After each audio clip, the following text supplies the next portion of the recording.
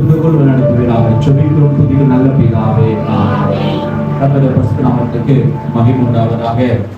இன்றைக்கு பெந்தெகோஸ்தே ஞாயிறு.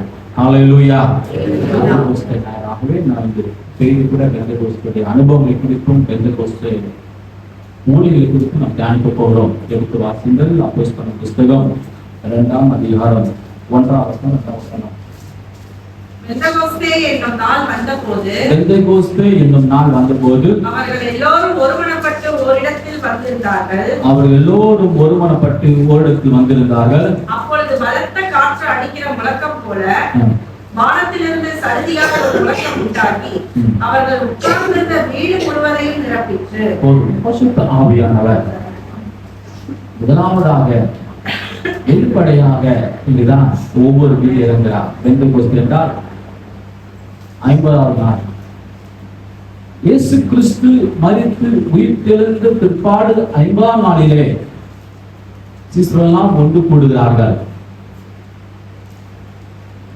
இயேசு கிறிஸ்து வாழ்கிற நேரத்தில் சீசர்கள் கூட இருந்தார்கள், அவரோடு கூட பிரயாணப்பட்டார்கள். அவர்கள் மரிக்கும் போது ஒரு சிலர் மாத்திரமே அவரோடு கூட இருந்தார்கள், சிலர் இருந்தார்கள். ஆனால் இந்த 5ஆம் நாளிலே ஒன்று கூடி வருகிறார்கள். பழைய ஏற்பாடுகள் ஒரு பண்டிகையாக இருக்கிறது, புதிய ஏற்பாடுகள் இந்த பெந்தெகோஸ்தே ஒரு அனுபவமாக இருக்கிறது. இந்த ஒரு பண்டிகையில எல்லோரும் கூடி இருக்கிறார்கள் இந்த 5ஆம் நாளிலே. அப்பொழுது பரிசுத்த ஆவியானவர் பலத்த காற்றோடு கூட இறங்குகிறார். இங்க பார்க்கும் முதலாவதாக ஒரு மனம். வாழ்க்கையில சபையில எல்லா இடத்திலும் ஒரு மனம் இருக்க வேண்டும். எங்கு ஒரு மனம் இருக்கிறதோ அந்த வாழ்க்கையில வெற்றியை காண முடியும். குடும்பத்திலே ஒரு மனம், சபையிலே ஒரு மனம், வேலை ஸ்தலத்திலே ஒரு மனம். ஒன்று நாம் இணங்கி போக வேண்டும் அல்லது அவங்க இணங்கி வர வேண்டும். ஒருவர் அவங்க இணங்கி வரவில்லைன்னா நாம தான் இறங்கி போக வேண்டும். அப்பொழுது இந்த ஒரு மனம் வரும். இந்த ஒரு மனம் இருக்கும் போது அங்கு வெற்றியை காண முடிகிறது. இங்கேயும் அங்க பார்க்கிறோம், ஒரு மனதோடு கூட அவர்கள் கூடியிருந்த போது அந்த வீடு முழுவதும் நிரப்பிற்று. சொல்லுகிறேன், ஒரு மனதோடு கூட ஜெபிக்கும் போது 2-3 பேர் ஒரு மனதோடு கூட ஜெபிக்கும் போது அங்க பரிசுத்த ஆவியானவர் இறங்கி வருகிறார். வாரத்தோடு கூட ஜெபிக்கும் போது ஒரே மனமா நான் கர்த்தருக்கு சமூகத்தில் வரும்போது இந்த வாரத்தோடு கூட ஜெபிக்கும் கர்த்தர் அருள் செய்கிறார். இந்த பெந்தெகோஸ்தே நாளுக்கு முன்பதாக சீசர்கள் எப்படி இருந்தார்கள், பெந்தெகோஸ்தே நாளுக்கு பிற்பாடு சீசர்கள் எப்படி மாறிவிட்டார்கள். பரிசுத்த ஆவியானவர் வருகிறதுனால நம்ம வாழ்க்கையில என்ன நிகழ்வுகள் ஏற்படுகிறது.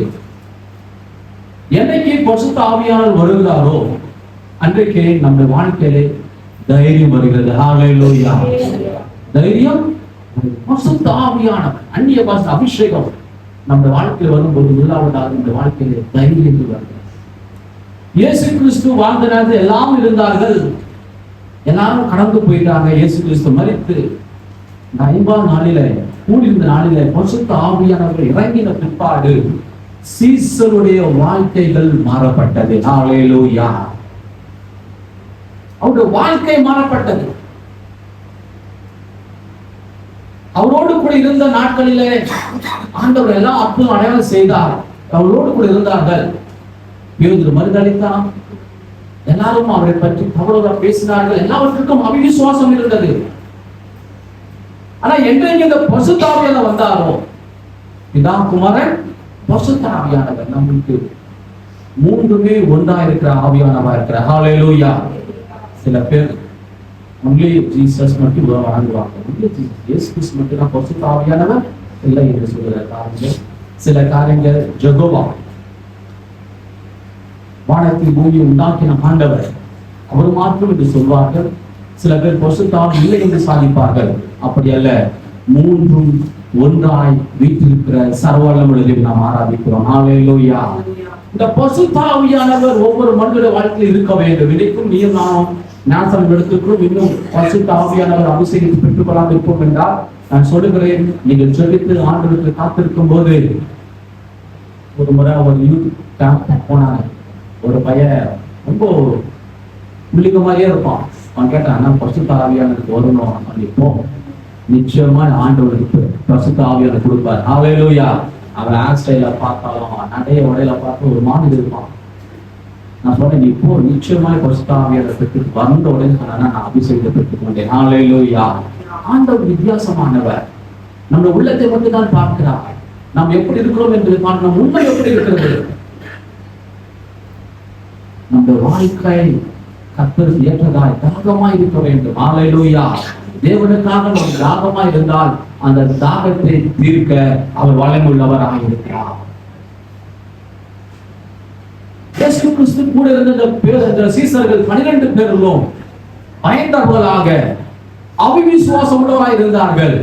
ஏனென்றால் ஒரு வாழ்க்கையில பரிசுத்த ஆவியானவர் இல்லாத பொழுது, அபிஷேகம் இல்லாத போது அவர்கள் சாதாரண மனிதனாக இருந்தார்கள். இன்னைக்கு நீயும் நானும் ஒரு சாதாரண மனிதனாகவே இருக்கிறோம். காரணம் என்னவென்றால் இன்னும் பரிசுத்த ஆவியானவருடைய அபிஷேகத்தை நிறைவாய் பெற்றுக் கொள்ள வேண்டும், நிறைவாய் பெற்றுக் கொள்ள வேண்டும். அந்நிய பாஷை பேசுவதாய் மாறப்பட வேண்டும். தனிமையில் அந்நிய பாஷை பேசுவதாய் மாறப்பட வேண்டும். சபையில பேசுவோமோ இல்லையோ, ஆனா தனிமையில பேச வேண்டும். ஹல்லேலூயா. டிஜிஎஸ் தினகரன் பார்க்கலாம், அவெல்லாம் டிவிலாம் அவர் ஒரு நாள் நம்ம அந்நிய பாஷை பேசுறது பார்த்ததே கிடையாது. ஆனா அவரோடு கூட இருந்து சொல்றாரு, அந்த அந்நிய பாஷை பேச ஆரம்பித்தானா கிட்டத்தட்ட 2 மணி நேரம் அந்நிய பாஷை பேசுவாரு. பேசுவது மாத்திரமல்ல, அதனுடைய வியாக்கியானம் சொல்ல முடியும். ஹல்லேலூயா. பரிசுத்த ஆவியானவருடைய அபிஷேகம் நம்ம வாழ்க்கையில் இருக்கும். அந்த பரிசுத்த ஆவியானவர் அபிஷேகம் நம்ம வாழ்க்கையில் இருக்கும் என்றால் முதலாவதாக நாம் தைரியத்தை பெற்றுக் கொள்கிறோம். அந்த தைரியம் என்ன தைரியம் என்றால் எல்லாவற்றுக்கும் தைரியம். குடும்ப நடத்தத்துக்கு தைரியம், ஊழியம் செய்யறதுக்கு தைரியம், வியாபாரம் செய்யறதுக்கு தைரியம். இந்த தைரியம் எல்லாம் எங்கிருந்து வருகிறதுனா பரிசுத்த ஆவியானவர் கொடுக்கிறார். ஹல்லேலூயா. இன்னைக்கும் அநேக பேர் எந்த ஒரு காரியத்தை பார்த்தாலும் பயம், சந்தேகம். ஏனென்றால் வாழ்க்கையில் இன்னும் பரிசுத்த ஆவியானவருடைய அபிஷேக அனுபவங்களை பெற்றுக்கொள்ளாத நிமித்தினால்தான் எதை குறித்தாலும் பயம், எதை குறித்தாலும் யோசனை, இதை செய்யலாமா செய்யக்கூடாதா. இந்த சீசனும் அப்படிதான். இயேசு கிறிஸ்து கூடவே இருந்தார்கள். அநேக அற்புதங்கள் அடையாளம் பார்த்தாங்க. மரித்தவர்கள் உயிரோடு கூட எழுப்பினார்கள். எல்லாம் இருந்தாலும் வாழ்க்கை இன்னும் பயம், தைரியம் இல்லாமல் இருந்தது. காரணம் அபிஷேகம் இல்லாத. இன்னைக்கும் நான் பார்க்கிறோம், எல்லாருடைய வேத வசனத்தை பார்க்கிறோம், ஆண்டு சில அற்புதங்களை பார்க்கிறோம். இருந்தாலும் மீண்டும் நம்ம வாழ்க்கையிலே தைரியம் இல்லாமல் இருக்கிறோம். ஊழியத்துக்கு தைரியம், சம்பாதிக்க தைரியம், எந்த வேலை செய்யறதுக்கு தைரியம். ஏன் என்றால் அபிஷேகம் இல்லாததான். அபிஷேகம் குறைவினால் நாம் பயந்து கொண்டிருக்கிறோம். தொடர்ந்து வாசிங்கள். அதே அதிகாரம், அப்போஸ்தலர் புத்தகம் 2ஆம் அதிகாரம்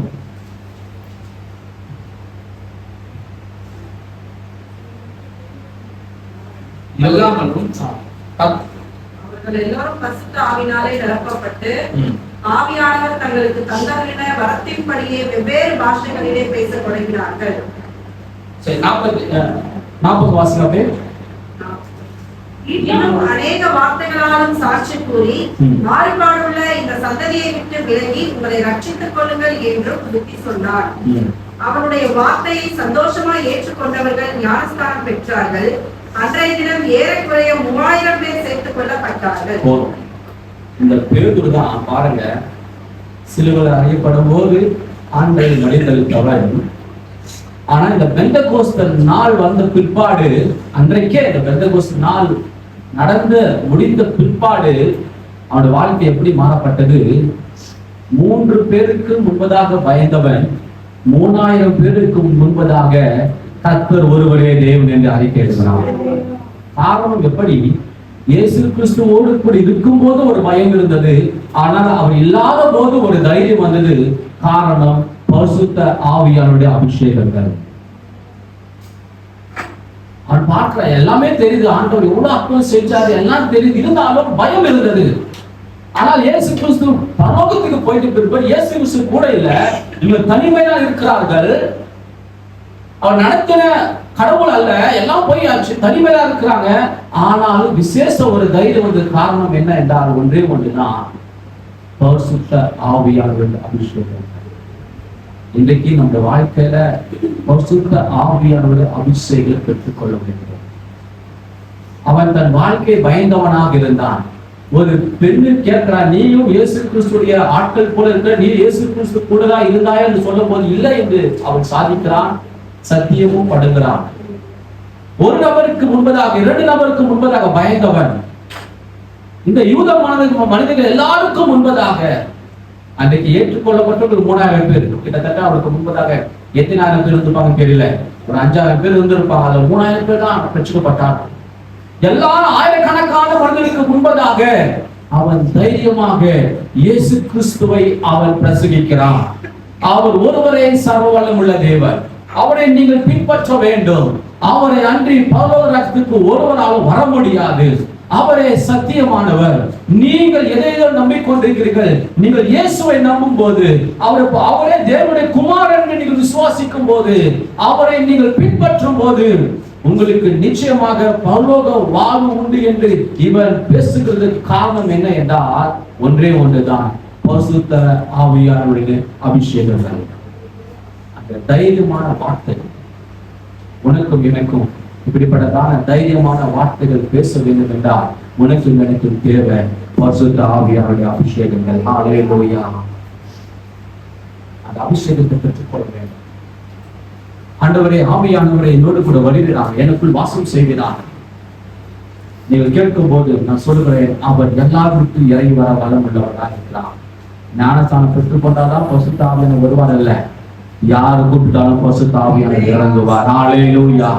அநேக பேர் ரட்சிக்கப்படும் முன்பதாகவே அபிஷேகம் பெற்றவராக இருக்கிறார்கள். ஹல்லேலூயா. சாதாரண ஒரு கூட்டத்துக்கு போய் ரட்சிக்கப்படாதவர்கள், சாதாரண ஒரு கிறிஸ்தவ கூட்டம் நடைபெறும் போது சாதாரண போய் நின்று அங்கு அபிஷேகத்தை பெற்றவர்கள் எனக்கு தெரியும். ஹல்லேலூயா. இயேசு என்று சொன்னா யாருனே தெரியாது, ஏதோ ஒரு மீட்டிங் நடந்தது, அங்க போய் நிற்கிறாங்க, அபிஷேகத்தை அவங்களுக்கு தெரியல, கீழே விழுந்து இருக்கிறாங்க, அந்நிய பாஷை வராங்க. ஹல்லேலூயா. நான் சொல்லுகிறேன், நம்மை ஆண்டவர் நிரப்ப வளமுள்ளவராக இருக்கிறார். நீங்கள் ஞானஸ்தானம் எடுக்கவில்லை என்று நீங்கள் ஆண்டவரை பரிசுத்த ஆவியானவரே எனக்குள் வருவீராக, நான் அபிஷேகத்தை பெற்றுக்கொள்ள வேண்டும், அந்நிய பாஷை பேச வேண்டும் என்று நீங்கள் கேட்கும் போது நான் சொல்லுகிறேன், நிச்சயமாய் அவர் நிரப்ப வளமுள்ளவராக இருக்கிறார். இந்த அபிஷேகம், பரிசுத்தாவின் அபிஷேகம் நம்மை ஒரு நிலைமையிலிருந்து அடுத்த நிலைமைக்கு கொண்டு போகிறது. ஹல்லேலூயா. சாதாரண நிலைமையிலிருந்து உயர்ந்த நிலைமைக்கு கொண்டு போகிறது. உலகத்தின் பாதையும் அபிஷேகம் மிக முக்கியமானது. குடும்பம் நடத்தவும் அபிஷேகம் மிக முக்கியமானது. வியாபாரம் நடத்தவும் அபிஷேகம் மிக முக்கியமானது. எல்லாவற்றுக்கும் அபிஷேகம் முக்கியமானது. நீங்கள் தனிமையில நீங்கள் ஆண்டவர் நோக்கி கூப்பிடும் போது அபிஷேகத்தை பெற்றுக்கொள்ளும். நான் சொல்லுகிறேன், நீங்கள் எந்த இடத்துல இருந்தாலும் அந்த தைரியத்தை கற்றுக் கொடுக்க வல்லமையுள்ளவராக இருக்கிறார். ஹல்லேலூயா. எல்லாத்துக்கும் தைரியம் முக்கியம், எல்லாத்துக்குமே தைரியம் முக்கியம். வாழ்க்கையில போராடணும். ஹல்லேலூயா. ஜெயிச்சாலும் பரவாயில்ல, தோத்தாலும் வேடிக்கை மட்டும் பார்க்க கூடாது. வாழ்க்கையில இறங்கி தைரியமாக, தோத்தாலும் பரவாயில்ல. ஹல்லேலூயா. இந்த முறை தோத்தாலும் அடுத்த முறை ஜெயிக்கலாம். ஹல்லேலூயா. அது நம்பிக்கை இருக்கிறார்கள், தைரியமா இருக்கிற தைரியம் யார் கொடுக்கும் பொழுது கிறிஸ்தவர்களுக்கும் தேவனுடைய பிள்ளைகளுக்கும் பரிசுத்த ஆவியானவர் கொடுக்க முடியும். இன்னைக்கு இனியும் நான் ரட்சிக்கப்பட்டு எத்தனையோ ஆண்டுகள் ஆகிறது, இன்னும் நம்ம வாழ்க்கையை தைரியமாக ஆண்டு பற்றி சொல்ல முடியாமல் இருக்கிறோம், தைரியமாக வியாபாரம் செய்ய முடியாமல் இருக்கிறோம், தைரியமாக வேலை செய்ய முடியாமல் இருக்கிறோம், எதை எடுத்தாலும் யோசித்து தயங்கி இருக்கிறோம். இந்த தயங்க நிக்கிறதெல்லாம் இன்றைக்கோடு கூட முடியட்டும். ஹல்லேலூயா. இந்த 12 சீசர்கள் எல்லாரும் எங்கெங்கயோ இருந்தாங்க, எல்லாரும் பயந்து இருந்தாங்க, தன் வாழ்க்கையை அர்ப்பணிக்க பயந்தார்கள். ஆனால் என்றைக்கு இந்த பெந்தெகோஸ்து அனுபவம் வந்ததோ, என்றைக்கு பரிசுத்த ஆவியான ஒவ்வொரு நிரப்பினாரோ, இந்த 12 பேரும் தன் வாழ்க்கையை ரத்த சாட்சியாய் மரித்தார்கள். ஹல்லேலூயா. ரத்த சாட்சியாய் மரித்தார்கள். எப்படி அவங்களுக்கு அந்த துணிவு வந்தது? எப்படி அந்த தைரியம் வந்தது? தன் ஜீவனையே கொடுக்கும்படியாக, தன் ஜீவனை இழக்கும்படியாக. சாதாரண விஷயத்துக்குள்ள பயந்தவர்கள், உணவுக்காக கஷ்டப்பட்டவர்கள், தங்க இடங்களை என்று கஷ்டப்பட்டவர்கள், எதிர்காலத்தை குறித்து பயந்தவர்கள், எல்லாவற்றும் சூழ்நிலைகள் இருந்தது. எல்லாருக்கும் அந்த 12 சீசர்கள் எல்லாமே அறக்குறையா இருந்தார்கள். இயேசு கிறிஸ்து கூட இருந்தாரு, மரித்தாரு, உயிர்த்தெழுந்தாரு, எல்லாம் அறக்குறைதான். ஆனா என்றைக்கு அவர்கள் நிறைவால் மாறார்கள் என்றால் பரிசுத்த ஆவியானவர் அபிஷேகத்தை பெற்று பார்த்தால் அவருடைய வாழ்க்கையிலே குறைகள் எல்லாம் நிறைவாய் மாறப்பட்டது. ஹல்லேலூயா. இன்றைக்கு பரிசுத்த ஆவியானவர் உலாவிக் கொண்டிருக்கிறார்.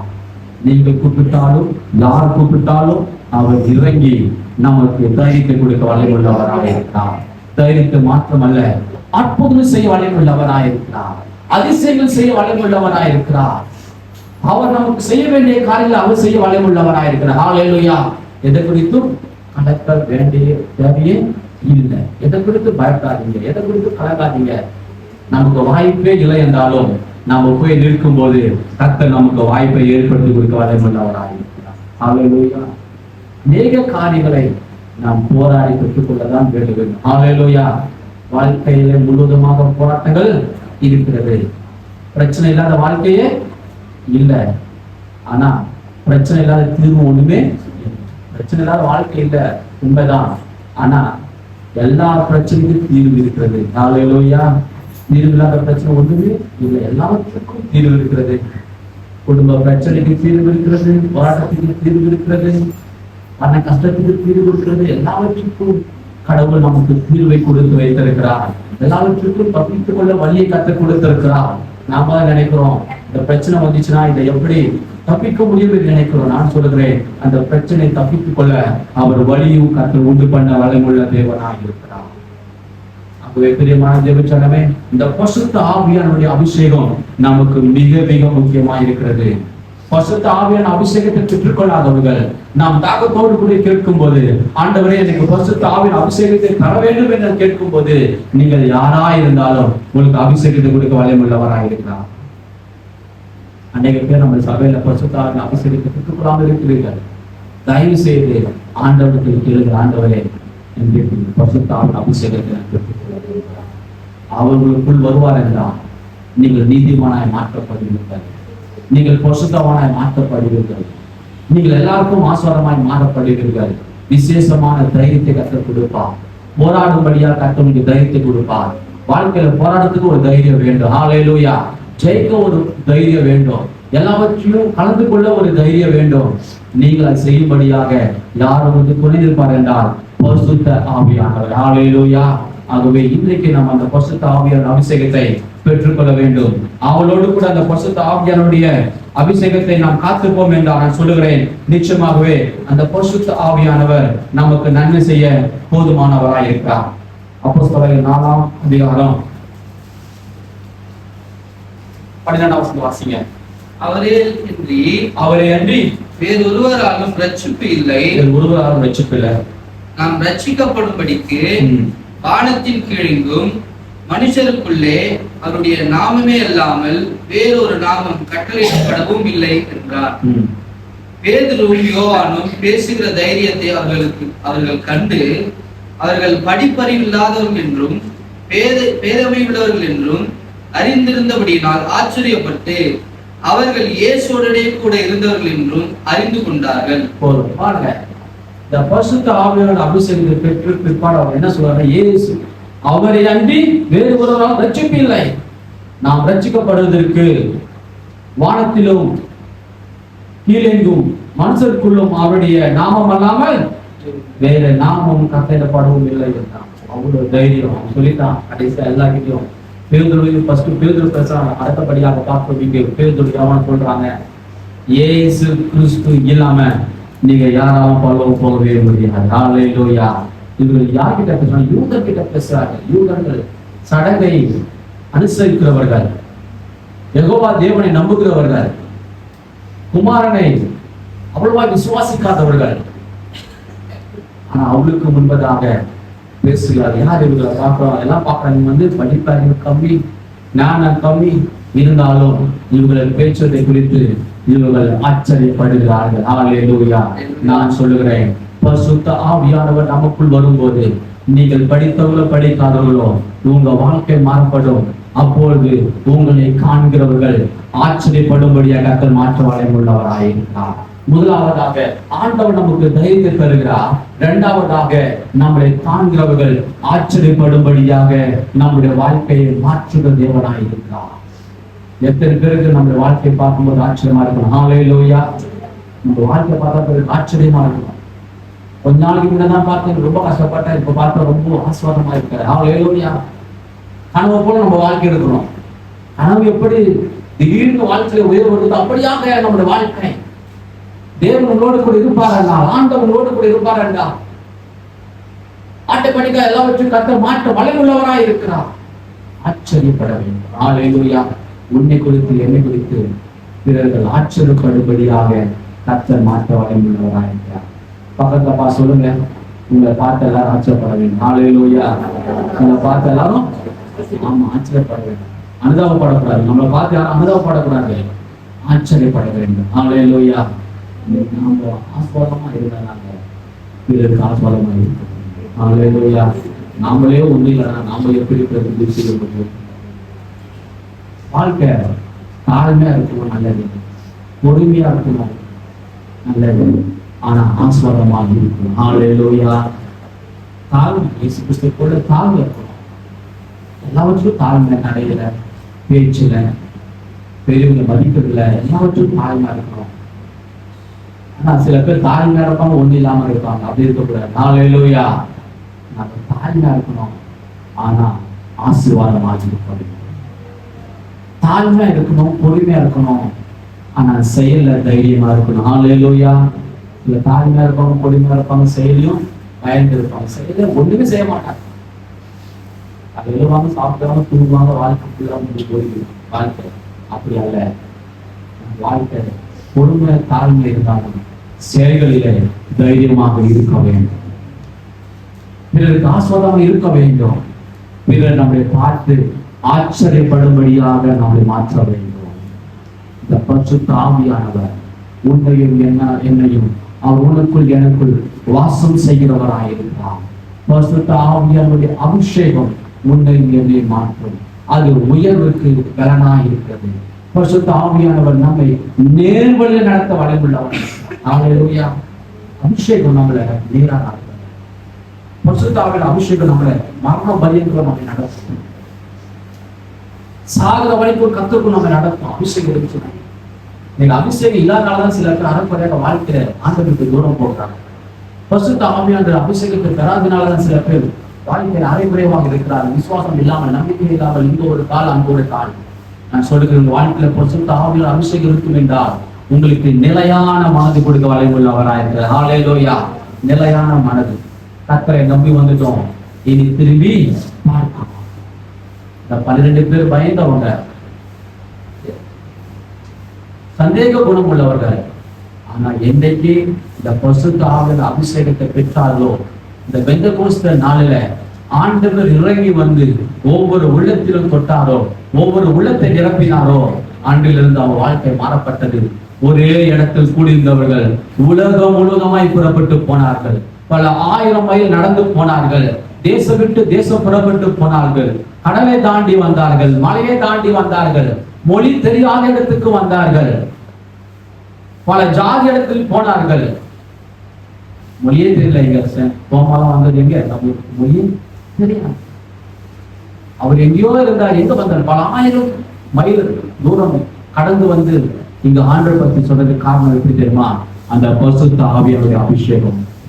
என்னைக்கு அந்த பெந்தெகோஸ்தே நாளிலே அந்த பரிசுத்த ஆவியின் அபிஷேகம் இறங்கினதோ, அதனாலதான் இன்னைக்கு நீயும் நான் ரட்சிக்கப்பட்டிருக்கோம். அந்த வல்லமை, தோமாவுக்கு வல்லமை எப்படி வந்தது? தோமாவுக்கு எப்படி அபிஷேகம் வந்தது? பரிசுத்த ஆவியானுடைய அபிஷேகங்கள். இயேசு கிறிஸ்து ஊழிய செய்த நாட்களே அநேக பேருடைய ஆசீர்வாதத்தை பெற்றுக் கொண்டார்கள். ஆனால் யார் அபிஷேகத்தை பெற்றார்களோ அவர்கள் மாற்றமே ஊழியம் செய்ய முடியதா இருந்தது. ஹல்லேலூயா. ஆசீர்வாதத்தை பெற்றுக் கொண்டவர்கள் வெறும் ஆசீர்வாதத்தை மாற்றவும் பெற்றுக்கொண்டு போனார்கள். இன்னைக்கும் அநேக பேர் ஆசீர்வாதத்தை பெறுகிறார்கள். அவர்கள் வாழ்க்கை மாற்றம் சுகமா இருக்கிறது. அதல்ல வாழ்க்கை. அவர்கள் ஆசீர்வாதத்தை மாற்றமல்ல, தேவனுக்கு நாம் பிரயோஜனமாய் வாழ்கிற பாத்திரமாய் வாழ வேண்டும் என்றால் அதற்கு தேவையானது பரிசுத்த ஆவியானுடைய அபிஷேகங்கள். ஹல்லேலூயா. ஆவின் கனிகள் எல்லாம் நல்லதுதான். தாழ்மை, பொறுமை, இரக்கம் எல்லாம் நல்லது. அதுக்கும் பரிசுத்த ஆவியானவர் நமக்கு துணை தேவை. ஹல்லேலூயா. அந்த அபிஷேகத்தை பெற்றுக் கொள்வோம். அந்த அபிஷேகம் நம் வாழ்க்கையில் இருக்கும் என்றால் உங்களை கொண்டு பிறருக்கு ஆஸ்வாதமாக இருக்கும். ஹல்லேலூயா. ஒரு மனிதனுடைய வாழ்க்கை அபிஷேகம் இருக்கும் என்றால் அவன் மாத்திரம் ஆஸ்வதிக்கப்படுவதில்லை, அவன் குடும்பமும் ஆஸ்வதிக்கப்படுகிறதா இருக்கிறது. அவர்கள் நண்பர்கள் ஆஸ்வதிக்கப்படுகிறார்கள், அவருடைய உறவுகள் ஆஸ்வதிக்கப்படுகிறார்கள், அந்த குடும்பங்கள் ஆஸ்வதிக்கப்படுகிறது. காரணம் அபிஷேகங்கள் தனிமையா இருப்பதல்ல, அபிஷேகம் நமக்கு ஆசீர்வாதத்தை கொண்டு வருகிறது. எத்தனை பேர் விசுவாசிகள்? ஹல்லேலூயா. பரிசுத்த ஆவியின் அபிஷேகம் நம்மளுக்கு ஆசீர்வாதங்களை கொண்டு வரும். அபிஷேகம் வந்துருச்சுன்னா உங்க வாழ்க்கை நிலைமைகள் மாறப்படும். ஹல்லேலூயா. அநேக ஆவிக்குரிய படிகள் இருக்கிறது, அதுல ஒரு படிதான் அபிஷேகம். ஹல்லேலூயா. அதுல ஒரு படிதான் அபிஷேகம். ஞானஸ்தானம், ரட்சிப்பு, விசுவாசம், ஊழியம், அப்படி ஒரு படி அபிஷேகம். பரிசுத்த ஆவியானவர் துணையில் என்றால் நாம் என்றைக்கு விழுந்தாலும் விழுந்து போகலாம். ஹல்லேலூயா. பரிசுத்த ஆவியானவர் துணையில் என்றால் இன்றைக்கு என்றாலும் நாம் விலகி போகலாம். ஆகவே பிசாசானவர் கெஞ்சிக்க சிங்கத்தை போல எவனை விழலாம் என்று கெஞ்சித்து தேடிக்கொண்டிருக்கிறான். என்றைக்கு ஒரு மனிதர் வாழ்க்கையில் அபிஷேகம் இல்லையோ அவர் விழுந்து போவதற்கு அநேக வாய்ப்புகள் இருக்கிறது. நாட்டிலே ஒருவருடைய சாட்சியை கேட்ட ஒருவர் சொன்னார், கண்மணி என்ற ஒரு ஊழியக்காரன் தான் அந்த கிராம பகுதியில் படிப்பே தெரியாது. ஆனா ஆண்டவர் தேடி வந்து அவரோடு கூட பேசி கடல்ல நடக்க வைத்து வாழ்க்கை மாறி கிட்டத்தட்ட 40 ஆண்டுகளுக்கு முன்பதாக ஊழியக்காரன் அவர் தான் பெரிய ஊழியக்காரன். அந்த காலத்துல இந்திரா காந்தி வந்தாலும் இந்திரா காந்தி பேசுவாராம், பெரிய பெரிய அமைச்சரிக்க பேசுவாராம். அவருக்கு ஒண்ணுமே இல்லாதவர், அவருக்கு பெரிய வீடு கார் எல்லாம் வந்தது, வாய்ப்புகள், ஆசீர்வாதங்கள், ஏகப்பட்ட ஆசீர்வாதங்கள் வந்தது. அவர் மூலியமாக இன்றைக்கும் அநேக பேர் ஊழியம் செய்கிறார்கள். அவர் மூலியமாக அவரால் ரட்சிக்கப்பட்டவர்கள் இன்றைக்கு அநேக சபைகள் இருக்கிறது. வாழ்க்கை கடைசியில எங்க போய் விடுதல், வாழ்க்கையில ஆண்டு விட்டு பிரிவாங்க. இன்றைக்கு அவங்க பிள்ளைகள் விட்டுவிடாமல் இருக்கிறார்கள். நாட்டில் அவர் மறித்து போனால் ஆண்டவர் விசுவாசம் அவர் மூலியமாக ரட்சிக்கப்பட்டவர்கள் அநேக சபைகள் இருக்கிறது, அநேக ஒளிகள் இருக்கிறது, அநேக பேர்கள் ஆஸ்வதப்பட்டிருக்கிறார்கள். ஆனா அவங்களுடைய வாழ்க்கையை கேட்கும்போது பரிதாபத்துக்குரிய வாழ்க்கையை மாறி கடைசியில போயிட்டு என்னதான் இருந்தாலும் அபிஷேகம் ஆண்டவர் விட்டு கொஞ்சம் தூரம் போயிட்டுனா நம்ம வாழ்க்கையில பெருமை. அதான் அவங்க சொன்ன என்னைக்குமே உபத்திரவம் கத்திரிக்கு பிரிக்காது, ஆசீர்வாதம் விட்டு பிரிக்க போடும். ஹல்லேலூயா. வாழ்க்கையில பல செல்வங்கள் வந்தது. அந்த காலத்துல எவ்வளவு பல ஆயிரங்கள், ஒண்ணுமே இல்லாத ஹோட்டல்ல படிப்பறி இல்லாதவர், ஹோட்டல்ல போய் சேர்லாம் கிளீன் பண்றவரு. ஆனா அவர் வாழ்க்கையை ஆண்டவர் மாற்றினாரு. ஆனா அந்த பரிசுத்த ஆவியான அபிஷேகம் இல்லாதபடினால, அந்த பரிசுத்த ஆவியோட ஐக்கியம் இல்லாதபடினால கடைசியில் அவர் போயிட்டு ரட்சிப்பை இழந்து வாழ்க்கை நடுத்தருக்கு வந்து மறித்து போனாங்க. யோசனை எங்கதான் இருக்கிறது, குடும்பம் இது கொஞ்சம் இல்லாமல் இருக்கிறது. அவரால் ஆசிக்கப்பட்டவர்கள் பலாயிரம் பேர்கள், அவரால் ஆசிக்கப்பட்டவர்கள் ரட்சிக்கப்பட்டவர்கள் பலாயிரம் பேர்கள், பிசாசுகளிலிருந்து விடுதலைப்பட்டவர்கள் பலாயிரம் பேர்கள், வியாபாரத்தை நஷ்டப்பட்டவர்கள் அவருக்கு வந்து ஜெபிக்கும் போது அவர் ஜெபிக்க உடனே எத்தனையோ லட்சங்களுடைய நஷ்டங்கள் தான் லாபமாக மாறினது. பெரிய பெரிய வியாபாரங்கள் ஒன்றுமில்லாத போது இவர் ஜெபிக்கும் போது எல்லாருக்கும் ஆசீர்வாதம் மாறப்பட்டது. கடைசியில் இந்த பரிசுத்த ஆவியோட அபிஷேகம் இல்லாதனால, பரிசுத்த ஆவியோட ஐக்கியம் இல்லாதனால அவருடைய வாழ்க்கை கேள்விக்குறியாகி நடுத்தெருவில் கொண்டு ஒன்றுமில்லாமல் போகிறார். ஹல்லேலூயா. நான் ஏன் சொல்லுகிறேன், பரிசுத்த ஆவியானுடைய துணை நமக்கு தேவைப்படுகிறது, ஒத்தாசை நமக்கு தேவைப்படுகிறது, தாழ்மை நமக்கு தேவைப்படுகிறது, பொறுமை தேவைப்படுகிறது. வாழ்க்கை என்னைக்குமே நம் ஜாக்கிரதையாக இருக்க வேண்டும். பரிசுத்த ஆவியார் இருப்பார் என்றால் நான் சொல்லுகிறேன், அவர் உங்களை தூக்கி எடுக்க வலையுள்ளவராய் இருக்கிறார். நம்முடைய கால்கள் விலகினாலும், நம் சறுக்கி போனாலும், சில நேரத்தில் நாம் ஆண்டவரை மறந்து போகிறோம், தூசித்து போகிறோம், வெறுத்து போகிறோம், நம்முடைய வாழ்க்கையை பெரிதாக எண்ணுகிறோம். வாழ்க்கை தடுமாறும் போது இந்த பரிசுத்த ஆவியானவர் நமக்கு துணையாக இருக்க வலையுள்ளவராய் இருக்கிறார். ஆகவே நீயும் நானும் எதை குறித்து பயப்பட தேவையில்லை. ஏன் என்றால் உனக்கும் எனக்கும் தைரியத்தை கொடுக்க பரிசுத்த ஆவியானவர் இருக்கிறார். அன்றைக்கு அப்போஸ்தலர்களுக்கு பரிசுத்த ஆவியானவர் வந்து பிற்பாடு எப்படி உலகம் முழுவதும் ரட்சிப்பின் சுவிசேஷம் பரவினதோ, உலகம் முழுவதும் அற்புதங்கள் அடையாளங்கள் நடைபெற்றதோ, அதே விதமான தைரியத்தை கர்த்தர் உனக்கு எனக்கு கொடுக்க வல்லவராய் இருக்கிறார். எதை குறித்து கலங்காதீர்கள், தைரியமாக இறங்குவோம். கர்த்தர் நிச்சயமாய் நமக்கு உதவி செய்வார். வாழ்க்கை குறித்து பயப்பட தேவையில்லை, வேலை குறித்து பயப்பட தேவையில்லை. நம்ம என்னைக்கு ஒரு காலத்தை பயப்படுறோமோ அன்றைக்கே நாம் தோத்து போயிட்டோம். ஹல்லேலூயா. எக்ஸாம் குறித்து பயந்தோம்னா அவ்வளவுதான், தோத்து போயிட்டோம். நடந்து பார்த்துக்கலாம், தைரியமா போய் எக்ஸாம் எழுதுங்க. ஹல்லேலூயா. சில பேர் அதை அட்டன் பண்ணாமலே ஃபெயில் ஆன எவ்வளவு பேர் எக்ஸாமுக்கு போகாம, ஆனா தைரியம் ஒண்ணுமே தெரியாம போய் பாஸ் ஆன எவ்வளவு பேரா இருக்கிறாங்க. எக்ஸாம் பத்தி ஒண்ணுமே தெரியாது, ஆனா தைரியமா எழுதி விடுவோம். வாழ்க்கையில நாம் தைரியமாக எல்லாத்துக்கும் காரியத்தை செய்வோம். நிச்சயமா சொல்லுகிறேன், கர்த்தர் உங்களுக்கு கிருபையை தந்து இதயத்தை தந்து உங்களை ஆசீர்வதிக்க வல்லமையுள்ளவராயிருக்கிறார். ஆகவே பரிசுத்த ஆவியானவரின் அபிஷேகத்தை பெற்றுக் கொள்வோம்.